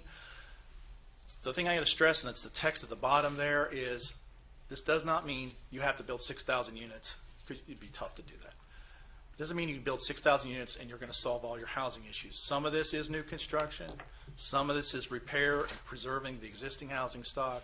Some of this is assisting those people that are having financial challenges. Some of this is accounting for those commuters that are going to come into the area. But nonetheless, you can see where we broke it out by different affordability levels, lower income households, and corresponding lower rents, lower home prices on the left. And as you move over to the right, it goes to the higher priced homes and rentals. So for rentals, it's more affordable stuff. For the home sales stuff, for sale housing, it's a moderate to higher priced housing. And then we just had about, what do we have, 6, 7 recommendations in here. You have a lot of data in here, so you can set priorities now. You have something more substantial to look at, to set goals. While we didn't study annexation, it's clear just the way the city is kind of broken up and spread out. There's good data in this study now. I think I read your comprehensive plan or something. It was talking about focusing on areas of growth. You now have which submarkets grow, how much they're going to grow, so you could strategically figure out if you were to develop a strategic plan for annexation, you would have some numbers to look to and make a good decision off of that. Again, another thing we didn't look at specifically was blight. We do know housing quality is an issue. I shared some of that data, and I drove a lot of this area, and I did see a lot of homes, some of which were boarded up. So you do still, while you've done some good things to address blight and turn some homes around, you still have some work to do, so that can be part of your planning process. You do have a lot of groups that are involved with housing, but I don't know that everybody's working together. So one of the things that unless I'm misinformed, you don't have like a housing coalition, a housing task force, a housing committee. And I've seen a lot of communities do well with that. And one of the communities I would point you to, I think it's one of the best examples I've seen, is over in Asheville, North Carolina. They have a really good housing coalition. Now, keep in mind, that is a 4-county regional coalition, but the principle, how that's organized and things like that, I think it's something to look at. But somebody should be spearheading housing efforts. You've got individual groups trying to do something, but I think if the community came together and organized and served as some kind of advisory group to this council, I think you could move the needle. So to me, if I had to pick like a low-hanging fruit, that would be one of the first things I would do, is organize. There's other things you can do. I know that talking with Clint and Jerry a little bit, I think that this might be in the future for the community, and that is looking at basically marketing this area, whether you have a developer day, attracting developers to bring them in.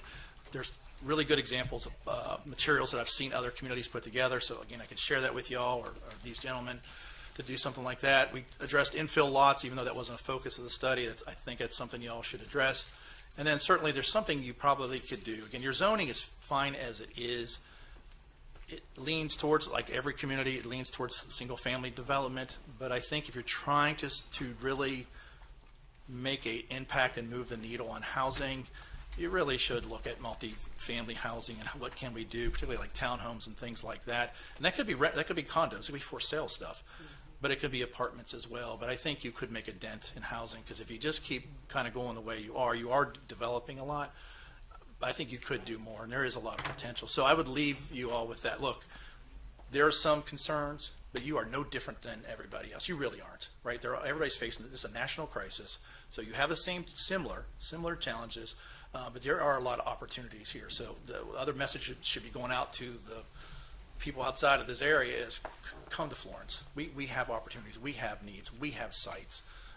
Explore our opportunities, and I think that's it. That's my contact information, and I know I went long, but again, you had some good questions too. You didn't go long. I just didn't want.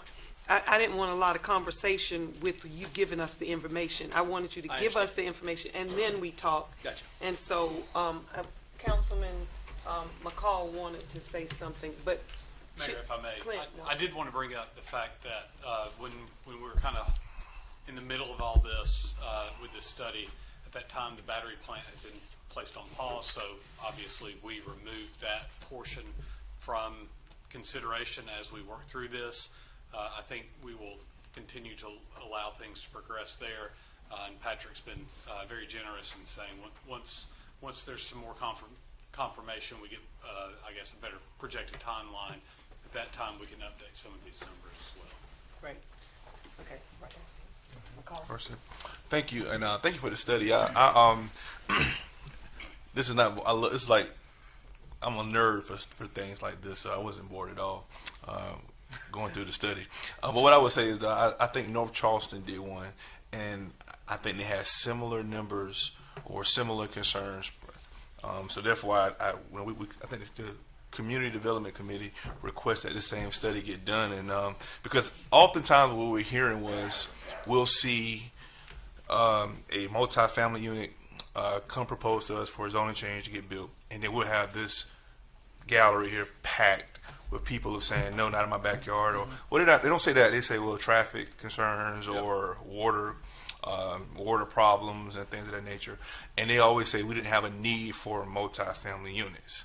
And so I think this study definitely shows that we definitely need more multi-family units and more options available to people. But literally every time I want to come up here, pack in the overflow room, and they have plenty of concerns.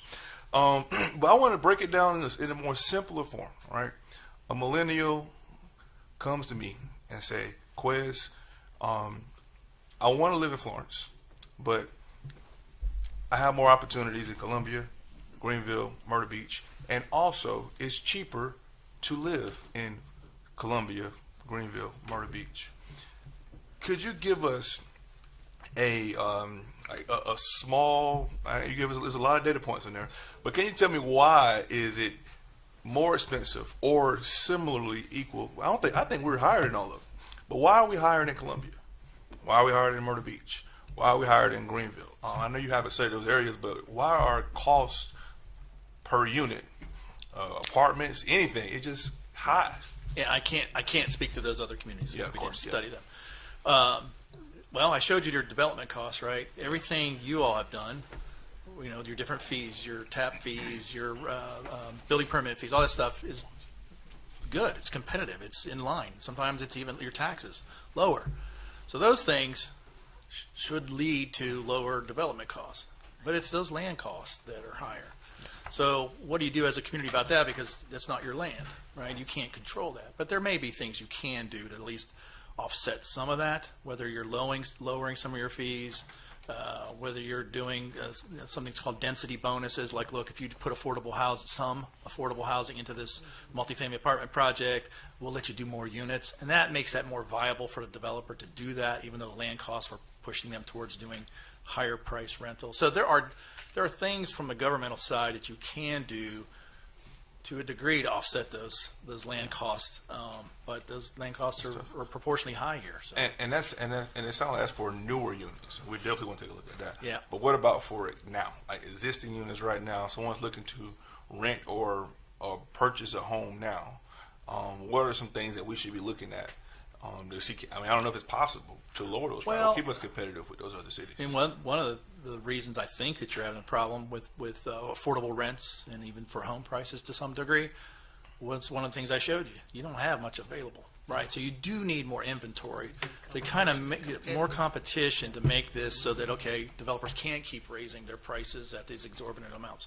Because one of the things we've seen in common in a lot of markets is it's supply and demand, right? Yeah. And so it's like, look, Patrick Bowen rents this apartment from, he's rented it for this house. Let's take a house, $1,300 or something like that. And he rents this house. He's done it every year. I've hardly raised his rent. But I know Quez is out there because Quez was inquiring about do I have any properties? Does landlord have any properties? I'm going to get rid of Patrick. I want to get Quez in there because I can get $1,500 out of him. It's because, Quez, where are you going to go? Yeah. Right, so there's those things are affecting this market. Again, you're not different than any other place. There is good news in that. I mean, from the development community, they know this is a market that housing is in high demand. So that is a good signal to get out to the development and investment community. But the lack of available inventory is certainly a challenge for y'all. You mentioned land costs. One of the big problems with land costs is density. And we're looking at ways where we could change that. For instance, 1 acre of land, you might be able to have 2 homes. But you could have 8 mobile homes and you could have 12 tiny homes. Not in the city, of course, but in the county. Are there any municipalities that are changing that? Because, like, for instance, there's an old mobile home park that's contiguous to the city that could be annexed into the city. Now, there's probably like 40 mobile homes there, but we wouldn't be able to put 40 homes there. And whenever we want to talk about density bonuses, we want to talk about multifamily housing. But you don't have to have multifamily housing. You could have tiny homes. You could have you could have single family housing if we would change these density issues that we have in our codes. Is anybody addressing that and changing that? Because the setbacks, the minimum square footage, the minimum lot size, that is why our land cost, a big issue with our land costs as well. Well, I point back to Asheville because they've done some stuff, but again, it's density bonuses. So, and it's tiered and it's complicated layers to that thing. That's what fills up the room is when we talk about multifamily housing. That's what fills up the room. If we were talking about single family, 1 bedroom, studio, tiny homes, with a yard, we wouldn't have depending on where it was, we might have a room full in some cases, but not in every case. I mean, that is something that we could have. But even new development that we annex in, unless we do a PUD, and we do a, multifaceted facility that has commercial and tiny homes and multifamily and single family in it. Is anybody rewriting their ordinances to address density issues with single family housing that you're aware of? Not that I'm aware we could of. duplicate Yeah. or look to duplicate. We can research it, but I don't know. Single family, that's a good point. No, I've not seen it. Next, we have Councilman Jabali. Thank you so much for enlightening us and giving us a very detailed report. And I want to thank the Community Development Committee for initiating this and staff for following through on it. Do you have this PowerPoint that you did available where that can be emailed to all of us?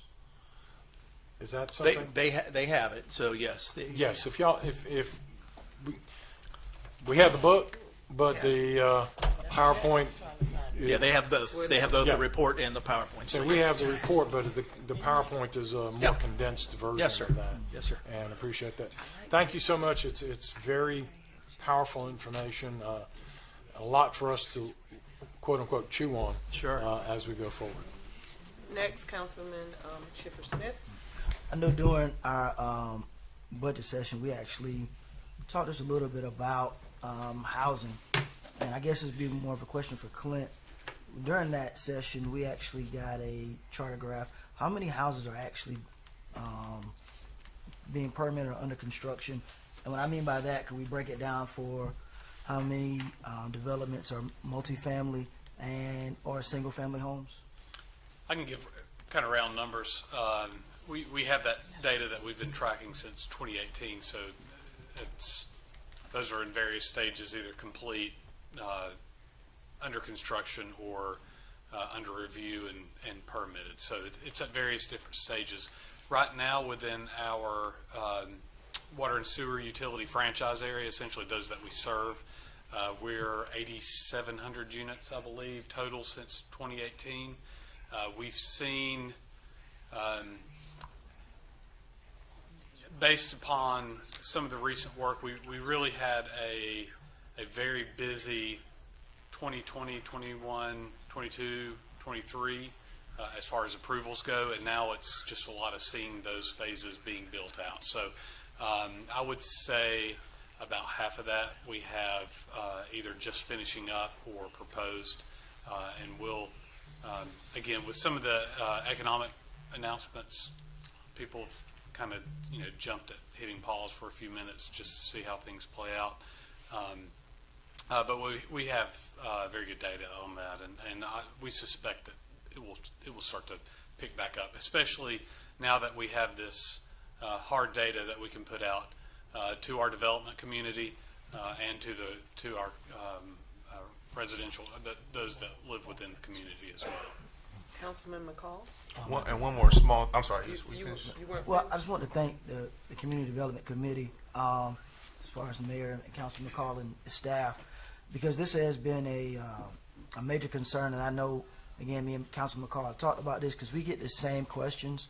We're in that same generation, and I think what the city of Florence and the residents need to understand that everyone who lives in Florence wants to move to Florence does not want to live in a single-family home. There's a different type of homes that different cities, and I'll give Charlotte for an example, have taken advantage of getting more population and gaining residents and gaining workforce housing. And that's what we need as far as affordable housing. We also need the workforce housing.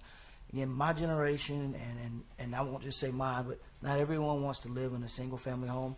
There's other housing that can be used in the city of Florence for us to gain the workforce, population, and affordable housing that we so desperately need. Okay, Councilman McCall. Yeah, and I think he might have said my question. I'm losing my train of thought here, but I know you mentioned we need more units, obviously. At what price point? Is there a particular price point that should be at, or? Yeah, that was in that table where it broke it out for the lowest rents, The and then ones as you that kind of we go don't across, it gets higher rents. Same things for home prices. It shows you how many you need at each one of those pricing segments. But for the rentals, it's a little bit more affordable stuff. For the for sale stuff, it's moderate to higher end. Okay, So gotcha. it's all broken out. Thank you. Well, we thank you so much. Oh, Councilman Smith. Yeah, just one more thing, because while we're talking about these problems, I kind of like to think about the solutions. Even with the rise in land costs, how can we get the developers to build within that $566, $720 rent that most of those folks can afford? Right, because it'd be tough for developers to make that work, right? Without, I mean, we could talk for an hour probably about this. The easy answer is there are programs available that make it financially viable for developers to do that. The low-income tax credit program is probably one of the most popular in the country. So that's one of the ways to do it. But you can solve affordable housing by not building affordable housing. One of the ways you do that is build more of this moderate stuff so that some of those people that I would move into I would move into a $225,000 home if you had it, but you don't, so I'm going to stay in this lower priced home. So if you build something that's moderately priced, and the same would be true for rentals, people are going to move up, right? They'll get out and they'll free that housing stock up. So you can solve affordable housing, and that's just a quick answer to that. But there's ways to do it. The good news is, bad news and good news, right? We got a national housing crisis. The good news is we got a national housing crisis because you have so many communities that you can look at. And so we've studied over 120, but there are tons of communities out there that you can say, and that's why I didn't give you a specific roadmap, because I don't know exactly what you want to do. But I think as this community, that's why I think some kind of committee advising you, a task force advising you, and you go, okay, these are 3 or 4 things we want to explore further. We can get you in contact with those communities, talk to those people that actually implemented some of this stuff. So we thank you so much, and to address some of those things, I just wanted to give Scotty just a few minutes of all of the things that we are doing to drive down costs, because tariffs, all of these things that are out there, land costs, the city does have several programs where we are working diligently. Can you just throw it out there and then we can move on? Certainly, Mayor. As you're aware, Council set aside funding in each of the last several budget years for housing. That money is used for down payment assistance, it's used to purchase and acquire land. We are also demolishing properties so that we can build new units. We've created the nonprofit Building Florence Together. We work with builders and developers by providing land and dollars, up to $25,000 down payment assistance for those developers. Working with the community in providing down payment as well. We're building some houses. We've created, in essence, our own housing trust fund. We've started to acquire properties there. We've talked with legislators about having enabling legislation to actually fund a housing trust fund. We're actually buying or getting units, but we don't have the state enabling legislation to actually fund that. And we've been funding through our general fund over the last several years there. We use CDBG dollars, community development block grant dollars there. So there are a number of things that we're doing, as mentioned in the report there, that we need to do. Certainly not enough. Staff and I talked a little bit about it. As bad as some of those numbers are, I think it would be much worse if the city hadn't taken an aggressive approach several years ago to look at these areas, to understand that we do have a housing need in this community, and what can we do, what can this council do to ensure that the least of those can have housing in Florence. Scott, I've got a question on that. With the down payment assistance, and you might not have this, I might follow up, but do we know kind of who that's, or how the selection process goes, and more so, and this might be a question for you as well. As we look, I think it's important we also, South Carolina is obviously a retirement state. Low cost of living tends to, invite the retirement age. Obviously, we need that. It's obviously building our tax base, and they do have disposable income to spend. But obviously, as we grow, we need to be growing in that working age. I know Councilman Smith said workforce housing. Is there a way to focus on that? And with our down, and I know loan regulations and whatnot, I'm sure that there's legalities around it to stop us. But trying to grow that workforce age so that we can grow our job base as well, looking at industry and bringing in industry so that we can bring in all ages, but really focusing in on that workforce that we do have an attraction for the industry. To answer the question about the selection process, depending on the program, some programs actually have income limits. Our CDBG program, for instance, has an 80% median range, AMI, area median income range on that, so we have to be below that 80%. The other programs we have that we use city dollars, there's no income limit, it's location, so we do work with those individuals. On a monthly basis, we actually meet with bankers.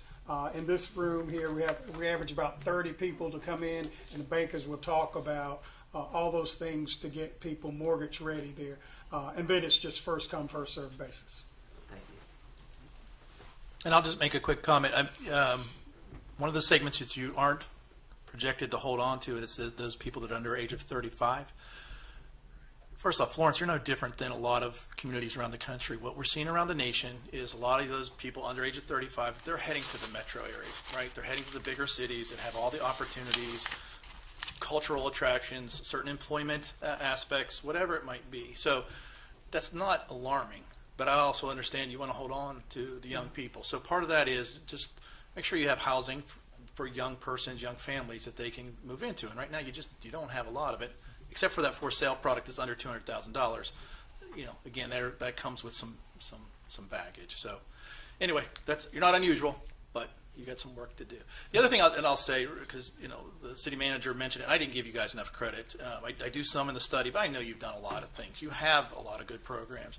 One of the things I was reminded of this morning that I forgot to talk about to the staff, so I'll remind you all, and that is, you're currently, well, maybe you're not aware, I think you're doing a windshield survey of your blight, right? People are inventorying that, and that was one of the things I had in the study. You should do that. Well, I wrote those recommendations before I knew you were doing that. So you guys are doing something you should be doing, so that's a good thing. So you're on your way. You had this study. All I'll leave you with is don't let this thing die. Do something. So we're there to help, even if it's brainstorming, whatever you need. Right. With that, thank you for letting me do this. Thank you. We sure do love a master plan. Now, we will do a study. Yes. And I want to say one more thing. Thank you for the Asheville Housing Coalition. I started looking it up, and I think it probably would be good for our Building Florence Together to kind of. And I can put you in contact with the folks that are there. So that's the same thing for you see a citation. Oh, Huntington did something with Huntington, West Virginia did something with blight. I work with them. So you have people out there that want to help because they were in the same boat as you were. Okay. Thank you so much. Thank you so much. Council, if that's all, we will move on. Next on the agenda, we have the Business Development Committee. The Business Development Committee did not meet in December. We took December off. However, we did celebrate the groundbreaking of Urban Square on December the 18th. So there's the elevator shaft foundations have been poured, and with good weather, hopefully they will continue, and we'll be seeing action coming out of the ground there very soon. So that's the report for the Business Development Committee. Thank you so much. Next, we have Community Redevelopment. The committee is Councilman Smith, McCall, and myself. We did not meet. However, you have given us some homework to do, and we will get ready to meet to see some of the other things to add this to the list. We will work on better ways that we can come up with and even discuss some of the things that Councilman Braddock was talking about. So thank you so much. Is there anything else I left off? We're going to the appointments to Building Florence Together. I'm going to ask that we move that to executive session, if that's okay. Thank you so much. Next, we have Finance, Audit, and Budget Committee. And again, we did not meet in December. I think everybody took the month. Didn't take it off, but we didn't have a committee meeting in December. We did have the budget retreat in Georgetown. I want to give staff a round of applause. Did we honor staff for that yet? No, we did not. Thank you.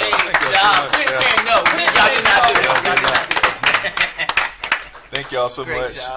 A lot of information, a lot of things for us to digest. Yes. Y'all did a great job on y'all presentations. And look forward to being able to implement a lot of the things that you all suggested. I think Scotty should take you all out for a steak meal. but 9 times out of 10, Frugal. I'm sorry, you're going to get chicken nuggets. Frugal, talking about.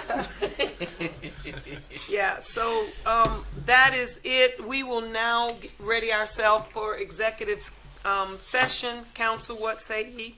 So moved. Second. Okay.